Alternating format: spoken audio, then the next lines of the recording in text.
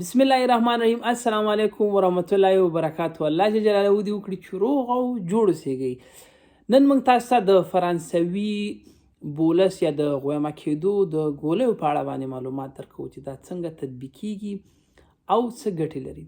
کله چې غواګانې لنګې شي د لنګون په وخت کې یا په لومړي وخت کې دوی ټول خپل غذایي مواد د شیدو د تولید دپاره وړي.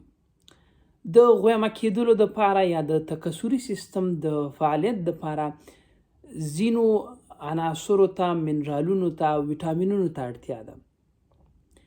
دغه ویټامینونه په بدن کې ځینې چې دي تر ډېر وخت پورې ذخیره کیږي او ځینې چې دي باید روزانه واخیستل شي. ځینې منرالونه تر وخته پورې ذخیره کیږي او ځینې منرالونه چې دي باید تر یو وخته پورې واخیستل شي. د غواګانو د لنګون د دویمې میاشتې نه وروسته یا یوه نیمه میاشت وروسته دوی چې کله تاسې چې کله لنګې شي، یعنې د لنګون نه وروسته د دوی دا غذایي مواد چې څومره تاسو ورکوئ دا ټول د مخې د شیدو د تولید دپاره ځي. د تکثري سیستم یا د رحم د تقویې دپاره یا د تخمدان د تقویې دپاره هغه هارمونونه او غذایي مواد چې ضروري په کار یې هغه غواګانو ته نه رسیږي. که تاسې چېرته ورم کړئ نو هغه ټول د شیدو تولید ته ځي.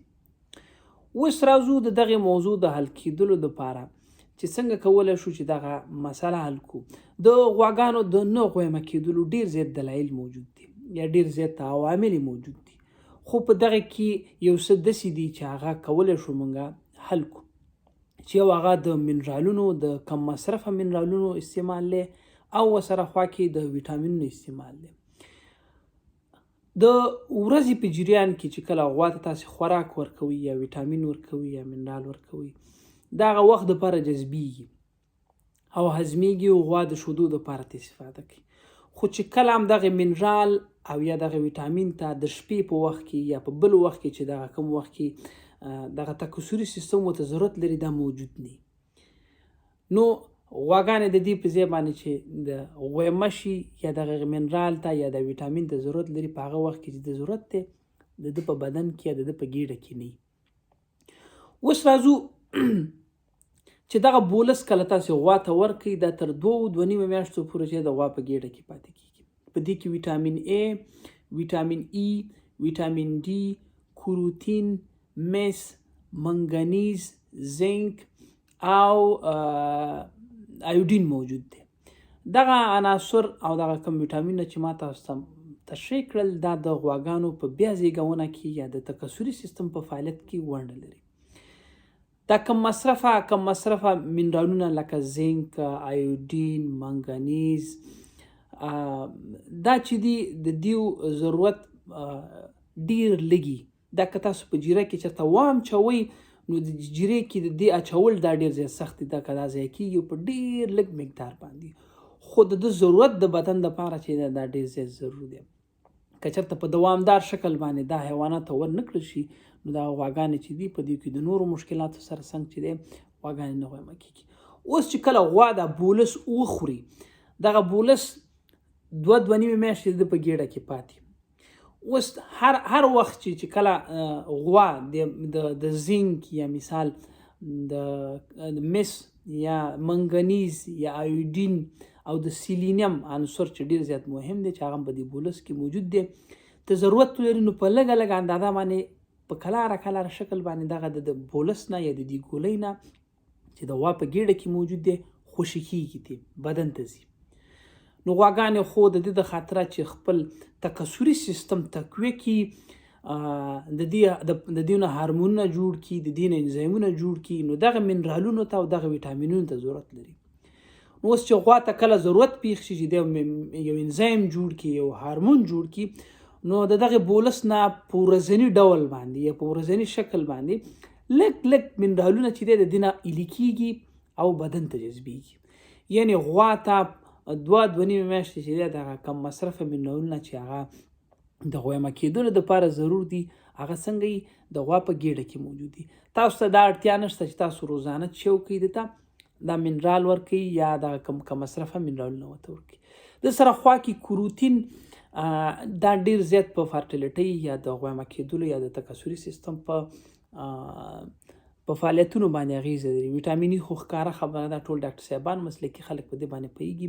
ویټامین ای په همدې شکل اگر چې دا په بدن کې د جذبې د ډیر وخته پورې د پاتې کېدلو وړتیا لري، خو په ورځني شکل باندې که چېرته د دې هغه مقدار په لازم مقدار باندې تاسو ورنه کړئ، نو د شودو د تولید د کموالي تر څنګ چې دی د غواګانو هغه تکثري فعالیت چې دی هم دا کمیږي. اوس کله چې دا بولس 2.5 میاشتې د ګیډه کې پروت وي، نو دا روزانه لږ منرالونه په خپل اندازه باندې چې هغه مقدار تاسو جدول در کوم په هغه مقدار باندې چې دنه څنګه کې ګیلې کېږي او د غواګانو د وینې جریان ته ځي او د وینې جریان نه چې دی د دې نه به استفاده کېږي. او هماغه ده چې دغه کم تغذیوي مشکلات چې د سیلینیم، زنک، میس، ایودین د دیو نه پیدا کېږي، د ویټامین نه پیدا کېږي، ویټامین ډي نه پیدا کېږي، ای نه پاتې کېږي، کروتین نه پیدا کېږي، نو دا کولی شو موږ په دې باندې شکو دا حل کو. اوس راځو یو بولس چې دی دا یو تقریبا 400 کیلوګرامه غوا که چېرته وزن ولري کولی شي د دې نه استفاده وکړي. بیا د سره خوا کې تاسو نور مایکرو منرالونه چې په هغې کې دغه شپږ عناصر چې ما تاسو ته وښودل دا پکې موجود دي، دا تاسو مه ورکوئ تر څو د زهریتونه کړي. دا کولی شي چې د مخصوصو ګنونو په واسطه باندې هم غواګانو ته ورکړي چې تاسو غوا خوله باید خلاصه کړئ او تر دې مرۍ پورې چې دی کولی شي په لاس باندې هم دا څنګه کې راوړی د غوا سر باید پورته ونیسئ، یې وخوځوئ تر څو وخته پورې چې دا تیر کې کولی شي لږ اوبه هم سره واقعي. او ځینې وخت کولی شي چې تاسو یو مخصوص ګنونه یا ټوپک یا توپانچې دي د دې چې هغې کې د بولس اچول کېږي، بیا تاسو ته ویډیو واچوم چې هغه کولی شي تاسو دې نه استفاده وکړي. د ده ګټه به دا وي چې د 2 میاشتو نه وروسته، 1 میاشت د لنګون نه وروسته ستاسو غواګانو کې چې کوم کمښت یا غواګانې د دغې منرالونو او د دغې د ویټامینونو د کموالي نه غویمه کېږي، دا مشکل به ستاسو څنګه د ده سره حلي. که تاسې څه پوښتنه لرئ کولی شئ چې کمنټ کې ولیکئ، موږ ستاسو پوښتنې انشاءالله تعالی د وخت په رارسېدلو باندې کولی شو چې ځواب کړو. Pour d'abord renforcer le cholestérol pour le veau. Donc on va positionner le produit, donc c'est un produit facile à utiliser, donc facile à déballer, et je vais le mettre dans le porte-bolus. Voilà, on est parti, on va le mettre. Donc les vaches, elles sont bloquées au cornavis, le bolus il a été mis dans le porte-bolus, je vais donner le bolus, j'introduis le bolus.